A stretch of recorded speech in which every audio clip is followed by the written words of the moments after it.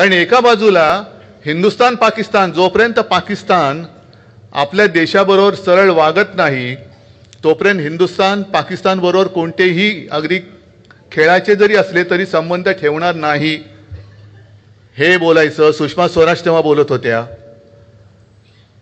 हिंदुत्ववादी म्हटल्यानंतर ज्या बांगलादेशमध्ये हिंदूंचा अनन्वित छळ होतोय, आता तिथल्या बातम्या येणं बंद झालंय.